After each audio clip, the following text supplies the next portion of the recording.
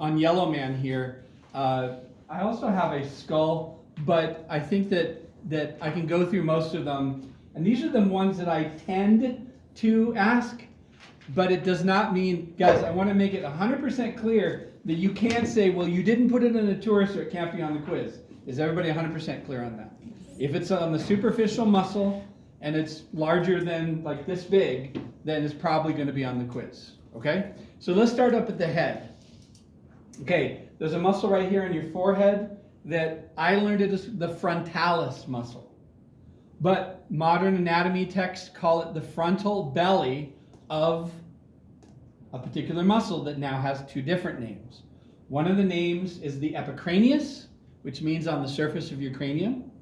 And the other one is called the frontalo-occipitalis, which is taking into account both bellies. I learned it as frontalis and occipitalis, and then it became frontal belly of epicranius and occipital belly of epicranius, and then it became, I can't even remember which was first and second, but then it became frontal belly of frontalo-occipitalis and occipital belly of frontalo-occipitalis. If you guys want to keep it simple, I'm fine with frontalis and occipitalis. It's still the same muscle, it's still pointing the same place, but you're going to see it with different names. I'm just giving you a heads up. Okay? So we have that. And then there's another weird name for what's above your ear. What is the bone here? Temporal. So if you had to name the muscle? Temporalis. A lot of the muscles are named for either what they do or where they are. Okay? So this would be temporalis. Now, the model with the wood has it, what is auricularis? Auricularis. Auricularis. Now, why does it say auricularis? Because it's in reference to the ears. Actually, can make those muscles can make your ears move. One of the things when people wiggle their ears is because of that. But I prefer temporalis. So if you guys want to stick with the simple, anything above the ears, temporalis. Okay. Let's move our way down to the eyes. Okay. So if you're going around the eyes, I want you guys to think of if you were going around the planet, what would you say a satellite was in? Orbit. In orbit. Okay, so that means it's going around a circular object, right? So orbicularis means going around. So if you see a muscle going around something that's round, it's orbicularis. Now, there's another word that might be helpful, and that is, in microscopes, there's a lens called the objective lens. This was right down by the slide. And then there's one that points to your eye. And the one that points right in your eye that you look into is called the ocular lens because it's referring to your eye, right? It's the one your eye touches or comes close to. So oculi, ocular, binocular, you guys heard the term binocular? Bine means two, ocular means eyes, so you look it through two eyes. A monocular, one eye. So ocular, oculus, as in oculus rift, all of that stuff refers to your eyes. Okay? So if you had a orbicularis oculi, that's the muscle that goes around your eye. Does that make sense? So what was another term for the way that you would take a test using your language skills? What kind of exam would be if you use your words? Oral exam. Oral. Oral means referencing you to your mouth, right? So if it goes around your mouth, what's the first word going around? Orbicularis. And what is the word for your mouth? Oris. Oris. So it's orbicularis oris. So it's a muscle that goes around your eyes. So the orbicularis oculi lets you squint, and orbicularis oris makes you pucker. Okay? So those are two that I often ask. Okay? My favorite muscle, and the one that everybody likes the best when other people use it, is called the zygomaticus. You guys know why people like it so much? It goes from your cheek to the corner of your mouth. Because it makes you smile, right? The zygomaticus, and it makes sense, right? You guys know where your zygomatic bone is because I tested you on that, right? That's your cheekbone. So from your cheek to the corner of your mouth makes you smile, okay? So zygomaticus is one I often ask. Levator palpebrae superioris. I'm sorry, levator labii superioris. Levator sounds like elevator, right? And what do elevators do? They lift you up. okay?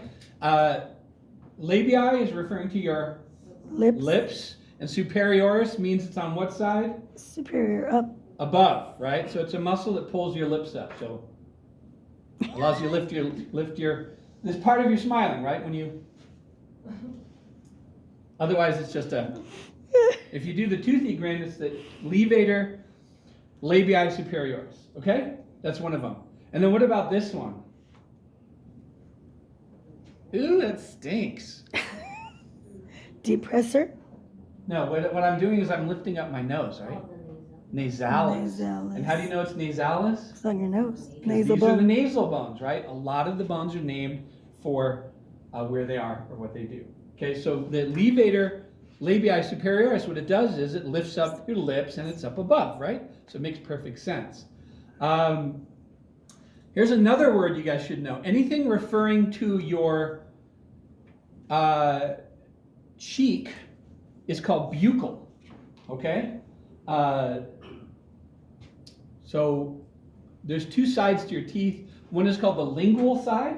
What do you think would be the side of your teeth that's lingual? Or your tongue. On the tongue side, right? So the buccal side would be the side associated with your cheek. So anything associated with your cheek is called buccal.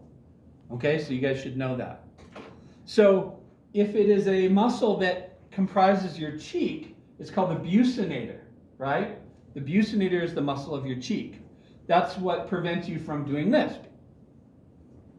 Right? When you're blowing up a balloon, your cheeks don't pooch out because you use your buccinator to keep them closed. Does that make sense?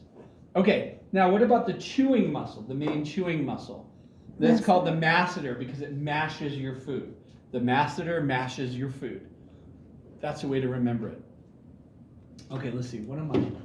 Any things I'm forgetting?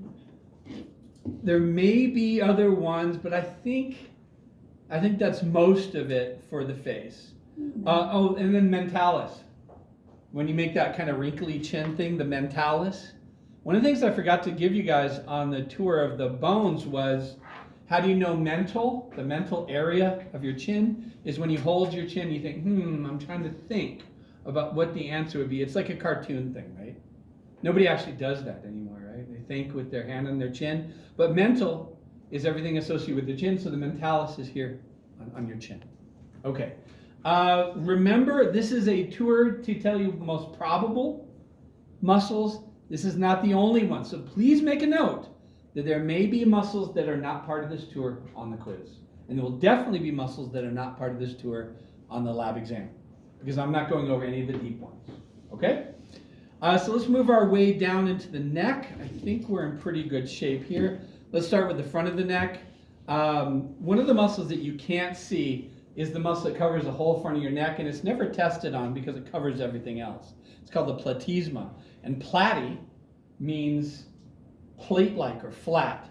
Platyhelminthes from biology means a worm that's flat, flatworms. So platy means flat, and that's the muscle that makes you do this. Right? All the muscles stand up on your neck, but that's always taken off because it covers all the other muscles. My favorite muscles of the neck are the ones that tell you specifically what it's attached to. And that's this one. Do you guys remember where your mastoid process is?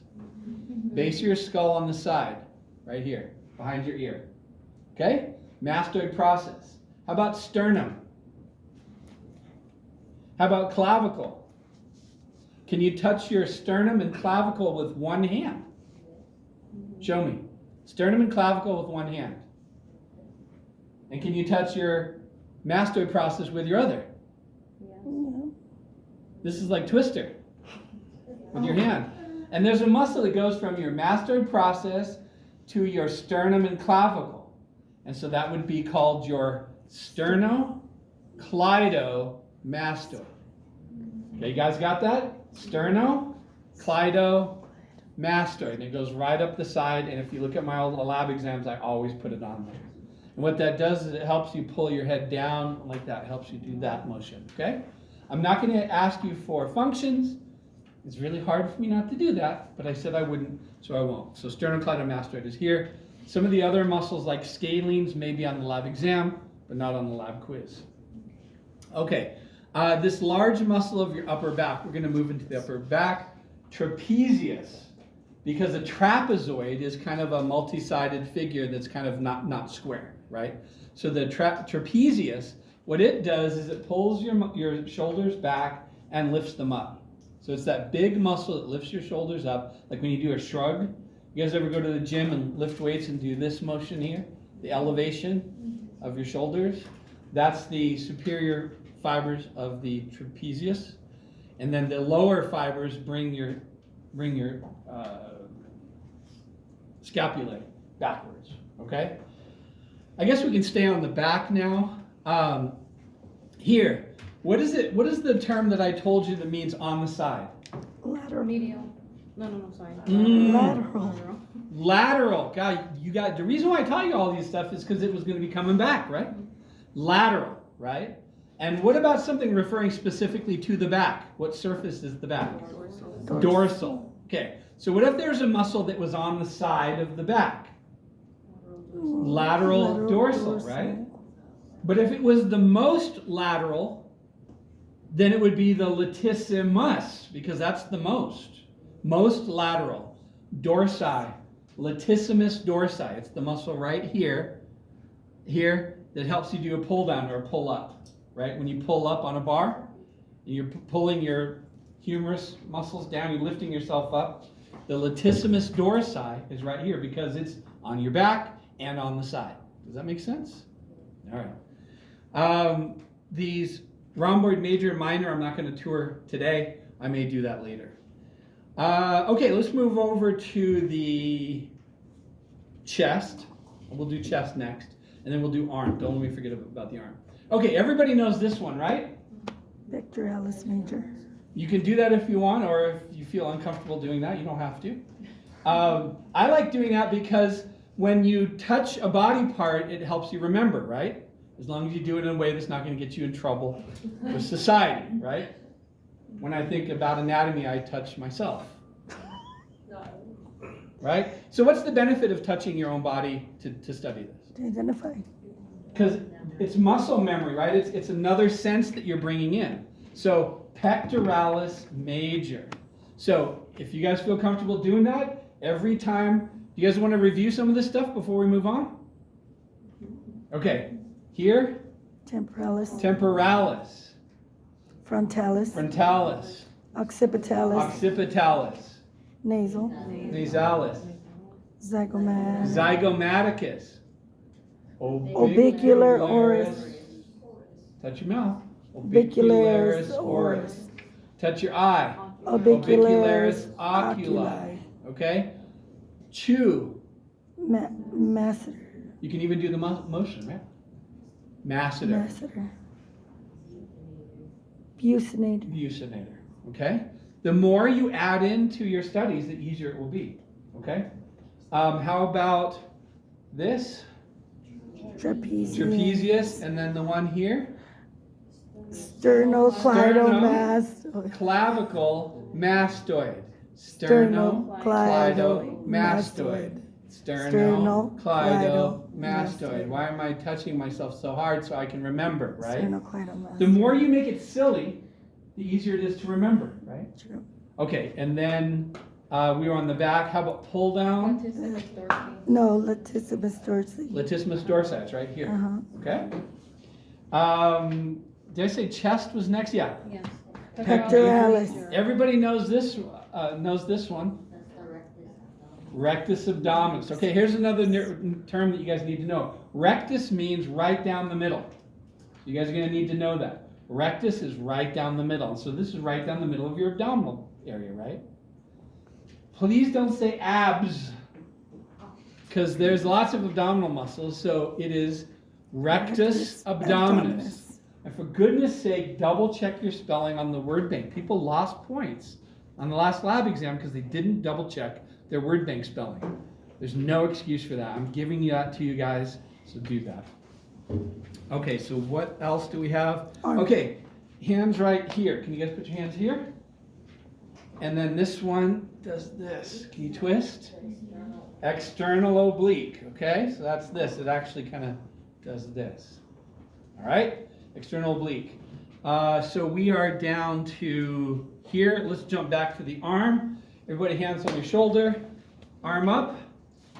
Arm down. Do you feel it contract? No, here on your shoulder cap. When you lift your arm, do you feel it contract? Do you feel it get tensed? This is named for the fact that it's shaped like a triangle. And a triangle in Greek is delta.